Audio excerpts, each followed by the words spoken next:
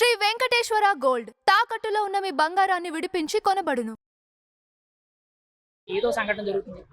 జగన్ గారు గత మాజీ ముఖ్యమంత్రి గారు కాబట్టి జనాలు మమేకమైనటువంటి ప్రేమ ఎక్కువ ఉండి ఆ తొక్కిస్లాట్లో చనిపోవడం చాలా బాధాకరమైన విషయం.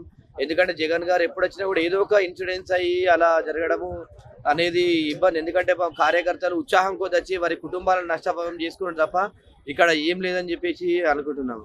ఇక్కడ జగన్మోహన్ రెడ్డి గారు అదే పర్యటనలో భాగంగా చాలా మంది కూడా కొన్ని బ్యానర్స్ పట్టుకున్నారు. రప్ప నరుగుతాము, వెంటాడి నరుగుతాము, టీడీపీ వాళ్ళు బతకనివ్వం, 2029లో అధికారంలోకి రాగానే మేమంటే ఏంటో చూపెడతాం, ఒక్కొక్కటి తలకాయలు లేపేస్తామని చెప్పి కొన్ని బ్యానర్స్ అనేవి కూడా అక్కడ ప్రచారం చేశారు. దాని మీద కూడా జగన్మోహన్ రెడ్డి గారు సపోర్ట్ చేస్తూ స్పందించారు. మీ అభిప్రాయం ఏంటి జగన్మోహన్ రెడ్డి గారు అలా స్పందించడంతో?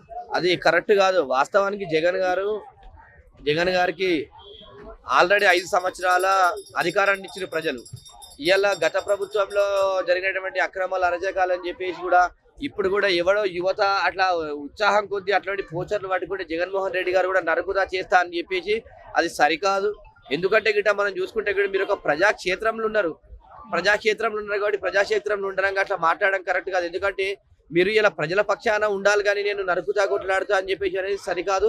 ఏదేమైనప్పుడు కూడా అలాంటి యువత అట్లా చెప్పినప్పుడు అది కాదు. మనము నెక్స్ట్ ఎలక్షన్లో ప్రజల ద్వారా ఓడించి అది చేయాలని చెప్పి చెప్పాలి తప్ప ఇట్లాంటి కఠినమైనటువంటి కార్యక్రమాలు చేపడతా అంటే సపోర్ట్ చేయడం కూడా కరెక్ట్ గా అని చెప్పేసి అనుకుంటున్నాను. జగన్మోహన్ రెడ్డి గారి పర్యటనలో 2 వ్యక్తులు చనిపోతే కనీసం వాళ్ళ గురించి జగన్మోహన్ రెడ్డి గారు ప్రెస్ మీట్ పెట్టినప్పుడు మాట్లాడలేదు, కనీసం దాని గురించి ప్రస్తావన కూడా లేదు. కానీ గతంలో ఎవరో వ్యక్తి తమ పార్టీ మనిషి అని చెప్పి, తమ కార్యకర్త అని చెప్పి బెట్టింగ్లు ఆడి చనిపోతే తనకి విగ్రహం ఆవిష్కరణ చేశారు. అంటే జగన్మోహన్ రెడ్డి గారి వ్యవహార శైలి ఎలా చూడాలంటారు?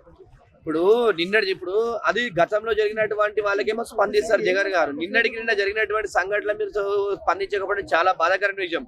ఇలా మీకు అధికారం లేదు కాబట్టి మీరు ప్రజల పక్షాన మాట్లాడే నాయకులు కంపల్సరీ. ఇలా మీ కార్యకర్తలతో జరిగిందంటే మీరు ఏంటంటే వాళ్ళ ఇంటికి పరామర్శించి వాళ్ళ కుటుంబాన్ని ఆదుకునే విధంగా ఉండాలి తప్ప ఎప్పుడో గతంలో జరిగినటువంటి సంఘటనలు ఇప్పుడు తీసుకొచ్చి చేయడం సరికాదు.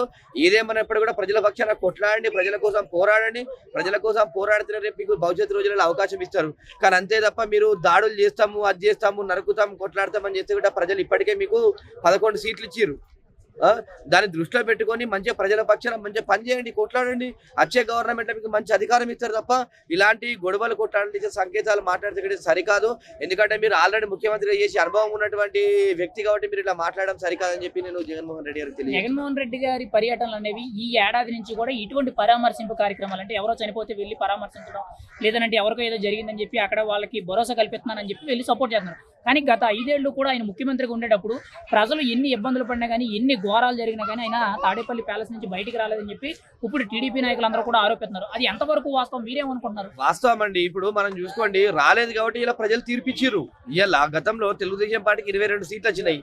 ఇలా మీ నెక్స్ట్ ఎలక్షన్ వచ్చే వరకు వైఎస్ఆర్సీపీ 11, కేవలం 170లో 11 సీట్లు వచ్చిందంటే ఇలా మీరు చేసినటువంటి పాలన ఏ విధంగా ఉంది ఒకటి అర్థం చేసుకోవాలి.